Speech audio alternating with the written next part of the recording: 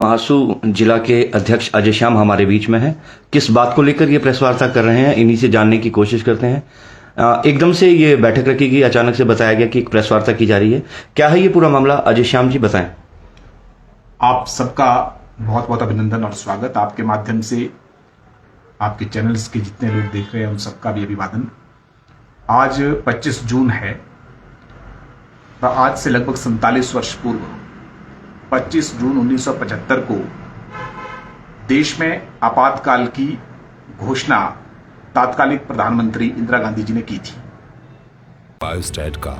Biozyme बढ़ना जरूरी है। इस दिन को हम भारतीय लोकतंत्र के इतिहास के काले दिन के रूप में मनाते हैं। उस इमरजेंसी को डिक्लेयर करने के पीछे जो संविधान में आपातकाल लगाए जाने के प्रावधान है, ऐसी कोई भी स्थिति नहीं थी कि देश के ऊपर आपातकाल लगाया जाता। आपातकाल महज इसलिए लगाया गया कि 12 जून 1975 को इलाहाबाद हाई कोर्ट ने एक निर्णय दिया जिसमें राजनारायण जी जो एक सोशलिस्ट लीडर थे, उन्होंने इंदिरा जी के खिलाफ चुनाव लड़ा था रायबरेली से, और उन्होंने इंदिरा जी के चुनाव को अवैध घोषित करने की मांग याचिका हाईकोर्ट से की थी, क्योंकि इंदिरा जी ने अपने चुनावों में धन बल का प्रयोग किया था, नौकरशाही का इस्तेमाल किया था, और अंततोगत्वा इलाहाबाद हाई कोर्ट ने 12 जून 1975 को यह फैसला दे डाला कि वास्तव में इंदिरा गांधी जी ने असंवैधानिक रूप से चुनाव लड़ा है, चुनाव जीता है, इसलिए उनका चुनाव अवैध घोषित किया जाता है और उनको 20 दिन का टाइम सुप्रीम कोर्ट में अपील करने का दिया गया। इंदिरा जी इस ऑर्डर के खिलाफ सुप्रीम कोर्ट गई और उन्होंने मांग की कि इस पूरे ऑर्डर को निरस्त कर दिया जाए, लेकिन सुप्रीम कोर्ट ने भी कहा कि आप पार्लियामेंट की कार्रवाई में तो भाग लेती रहेंगी, लेकिन आपको इस जब तक सुप्रीम कोर्ट निर्णय नहीं दे देता है इलाहाबाद हाई कोर्ट के निर्णय पर, तब तक आपको वोटिंग राइट आपका फ्रीज कर दिया जाता है। तो एक तरह से वैलिडेट कर दिया था इलाहाबाद हाई कोर्ट के फैसले को सुप्रीम कोर्ट ने भी। जब यह स्थिति उपजी तो कांग्रेस के कुछ सीनियर नेताओं ने भी सुझाव दिया कि ऐसी स्थिति में न्यायपालिका का सम्मान करते हुए माननीय प्रधानमंत्री जी को इस्तीफा दे देना चाहिए। लेकिन इंदिरा जी का अहंकार और जो परिवारवाद जो डायनेस्टिक पॉलिटिक्स जो इस परिवार की रही है नेहरू जी के जमाने से लेकर के, उस अहंकार में आकर के कांग्रेस के नेताओं की बात को भी दरकिनार कर दिया और उन्होंने इमरजेंसी इस देश के ऊपर घोषित कर दी। और इमरजेंसी घोषित करते हुए इस देश के लोकप्रिय नेताओं को, जयप्रकाश नारायण जो जेपी मूवमेंट के अगुवा थे, अडवाणी जी, वाजपेयी जी समेत समूचे विपक्ष के नेताओं को गिरफ्तार कर लिया गया। और गिरफ्तारी नहीं किया, उसके बाद पूरी इमरजेंसी के समय में जिस तरह से मानवीय अधिकारों को सस्पेंड कर दिया गया, हमारे जो मूलभूत अधिकार है उनको सस्पेंड कर दिया गया, वो इस बात का द्योतक है कि इस परिवार ने, इंदिरा गांधी जी ने एक ऐसी नींव जो है इस देश के अंदर डेमोक्रेसी के लिए जो खतरा है वो रख दी, वंशवाद की, अहंकारवादी राजनीति की, और जो 1975 में इस भारतीय लोकतंत्र की उर्वरा जो हमारी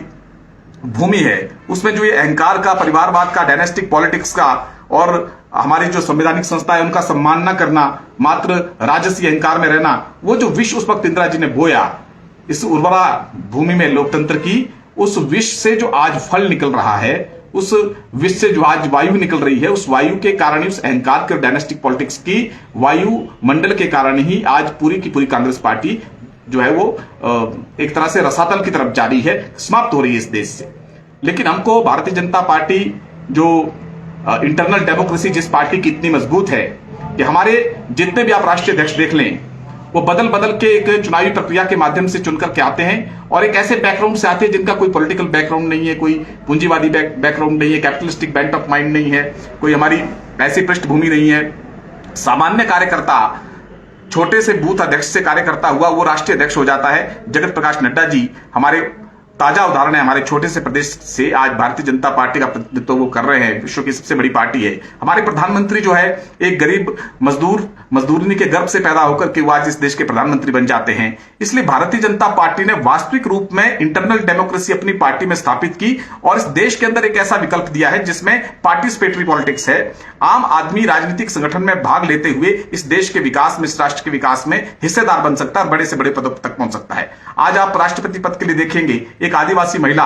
जो द्रौपदी मुर्मू है, उनका चयन करके मोदी जी ने, भारतीय जनता पार्टी ने यह साबित कर दिया है कि लोकतंत्र को कैसे पुष्प पल्लवित किया जा सकता है, लोकतंत्र की जड़ों को कैसे मजबूत किया जा सकता है। तो एक तरफ भारतीय जनता पार्टी है जो अपनी स्थापना से लेकर के लोकतंत्र की जड़ों को जीवंत और मजबूत करती आई है, इसलिए आज जन आशीर्वाद के चलते भारत की सबसे बड़ी पार्टी के रूप में स्थापित हुई है। भारत की नहीं बल्कि विश्व की सबसे बड़ी लोकतांत्रिक पार्टी है। और दूसरी तरफ कांग्रेस ने जो 1975 में एक इमरजेंसी डालकर के एक सोच का परिचय दिया, उस सोच को आज देश की जनता ने नकार दिया है। इसलिए हमको बार बार ये याद दिलवाते रहना चाहिए कि कांग्रेस पार्टी जो है वो डायनेस्टिक पॉलिटिक्स में विश्वास करती है, वंशवादी पॉलिटिक्स में विश्वास करती है, वो अहंकार की राजनीति करती है। और अहंकार की राजनीति का जो उदाहरण है वो 1975 में देश में थोपा गया आपातकाल है, जिस आपातकाल में हजारों लोगों को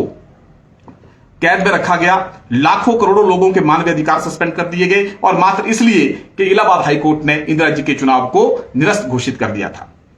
इसलिए भारतीय जनता पार्टी समय समय पर हर वर्ष 25 जून को काला दिवस के रूप में मनाती है। आपातकाल को हम और जनता को, देश की जनता को याद करवाना चाहते हैं बार बार कि किस तरह से 1975 में मानवीय अधिकारों का, लोकतांत्रिक मूल्यों का एक तरह से हनन किया गया था। ये जो आप बात कह रहे हैं 1975 की बात है, क्या लगता है आपको कि आज इनके गड़े मुर्दों को उखाड़ कर ये जो बातें आप रख रहे हैं, समाज को इसकी जरूरत है या भविष्य के निर्माण के लिए किसी और चीज की जरूरत है? अजय जी, कोई भी इतिहास, कोई भी देश अपने इतिहास को, अतीत को भूलकर आगे नहीं बढ़ सकता है। अतीत में किसका क्या बैकग्राउंड रहा है, इतिहास में किस दल ने, किस व्यक्ति ने क्या किया है, वो आने वाले समय के लिए भी एक सीख रहती है। इसलिए 1975 का जो काला इतिहास था, उस काले इतिहास को याद करना, स्मृत करना और कांग्रेस का असली चेहरा, और जब तक इस परिवार के कब्जे में कांग्रेस है तब तक उस परिवार की मानसिकता के चलते कांग्रेस की क्या स्थिति है और आगे क्या होने वाली है, ये जनता को स्मरण करवाना आवश्यक है, अति आवश्यक है। आप तो भाजपा से जुड़े हैं, आपको भाजपा की बात करनी चाहिए। कांग्रेस की क्या स्थिति रहती है, नहीं रहती है, मुझे नहीं लगता कि इसके ऊपर आपको कोई टिप्पणी करनी चाहिए। देखिए, भारतीय जनता पार्टी की बात हम करते हैं, भारतीय जनता पार्टी का काम हम करते हैं, लेकिन जहां बहुदलीय प्रणाली है इस देश के अंदर, वहां एक क्रिटिकल एनालिसिस करना, क्रिटिकल इवेल्युएशन करना, दूसरे दलों की कार्य पद्धति को अध्ययन करना और उसके ऊपर वो राष्ट्रहित में है या नहीं है, ये राजनीतिक दलों का अधिकार है, और उस अधिकार का भारतीय जनता पार्टी के कार्यकर्ता प्रयोग करना चाहिए। तो क्या इस तरह का कोई मंथन आपकी भाजपा के अंदर कार्यकारिणी में भी किया जाता है अपनी पार्टी के विकास के लिए? भारतीय जनता पार्टी डेमोक्रेटिक मूल्यों को स्थापित करने के लिए लगातार, मैंने आपका कहा है कि इंटरनल डेमोक्रेसी का सबसे बड़ा जो एक स्रोत है वो है कि आम बूथ स्तर का कार्यकर्ता, उसको पार्टिसिपेट करने का कितना अधिकार है। इसलिए जो इंटरनल जो हमारा डेमोक्रेटिक सेटअप है, उसमें जो हर तीसरे वर्ष जो है हमारे राष्ट्र से लेकर के बूथ स्तर के चुनाव होते हैं और उस चुनाव को डेमोक्रेटिक तरीके से संपन्न कराया जाता है।